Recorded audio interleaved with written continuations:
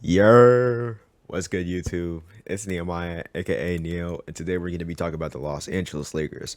Now, this team is probably under the most pressure out of any team in the NBA playoffs or in the NBA right now because they have come off one of the most disappointing runs after their championship, and they still need to look for a really good postseason outside of the 2020 run. So, today we're going to be talking about that, what they've done, and possibly their next step in terms of how they can actually complete their run. So let's talk about that and all that.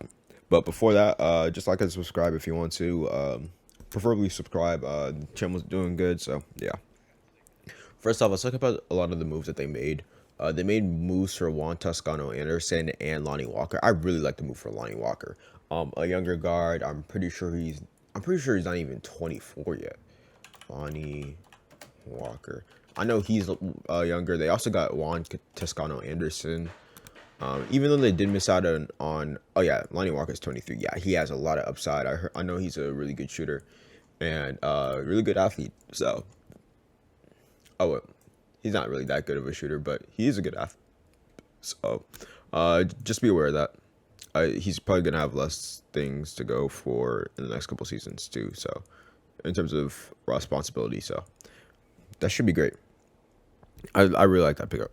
But another another athletic guard that they got is Juan Toscano Anderson, and that is something that's also a really good thing because Juan was a really good piece for the Warriors, but he never really got the chance to actually like play for them because they were just so stacked.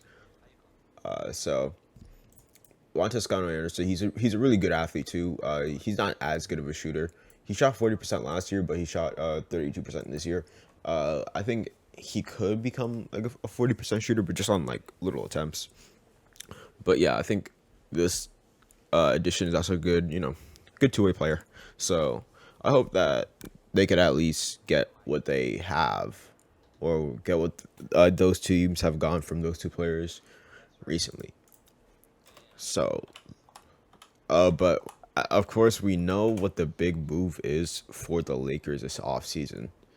So, as we know, the Lakers are pursuing Kyrie Irving and they're trying to get rid of Russ. And while I do agree that they should do that, the question comes into how that's realistically possible. Now, I know that the Lakers are one of the only teams that are actually trying to compete for Kyrie Irving, but the biggest problem with this is that one, I'm sure that they would have to give up a little bit more assets, and even though Kyrie's trade value is dropping down by the minute, we have to understand that the Nets still want something for him, and there, even though Russ's contract is essentially an asset at this point because once he expires this year, $50 million in cap space. If they could sign another free agent that's really good, probably like a guy like LeBron, which they probably won't sign him, but at least a guy like him, maybe Kawhi.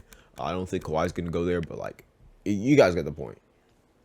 So they could just take on his contract for a year and just make sure that they could get a couple of free agents that are really good next year, especially restricted ones. Like I think Zion's class is going to be in the restricted free agency class, so there may be a lot of good people from there. So just be aware of that.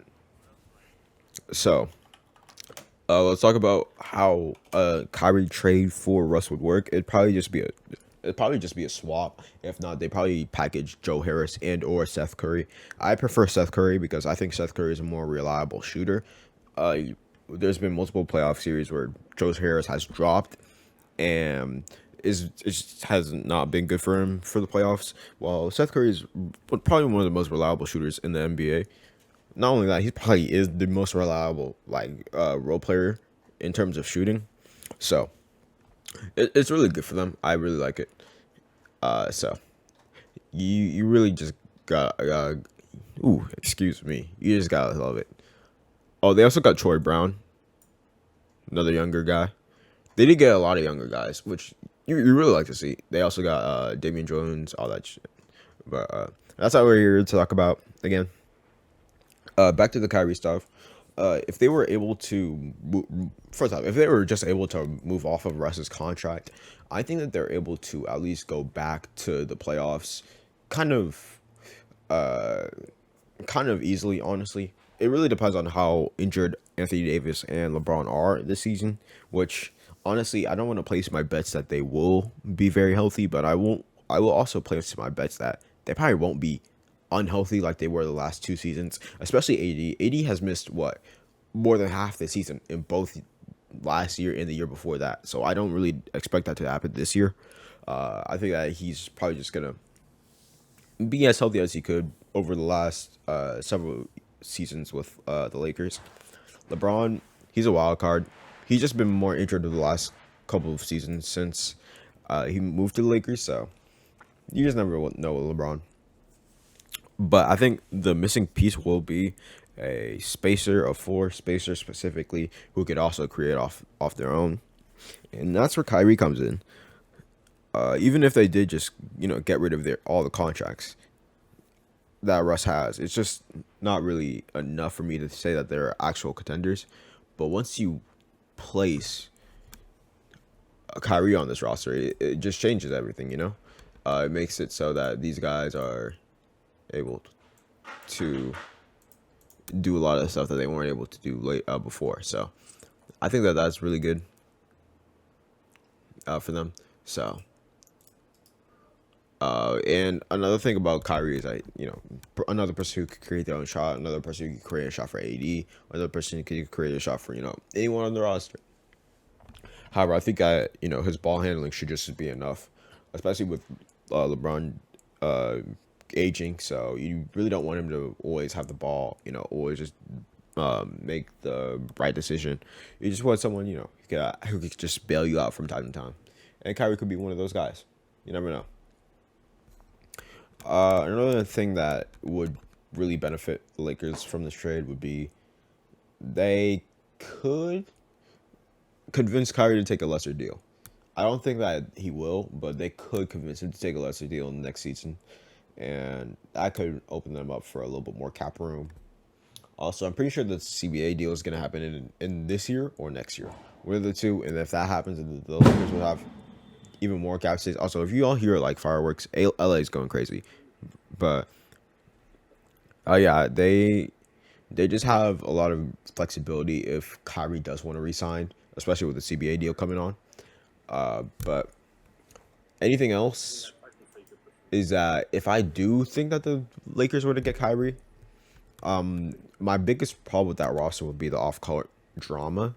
I don't think they would really like beef with each other, but there could be just a lot of health issues, a lot of chemistry issues in the beginning. I don't think that they're gonna have chemistry issues at the end, but essentially they're not really gonna give up much in this trade. They're probably just gonna give up at first Russell Westbrook and THG, which is honestly great, especially if they get either Joe Harris or Seth Curry back, because if they get one of the two back, then they're going to get another floor spacer who could probably just slide into the 2 or the 3, and that'll just be it.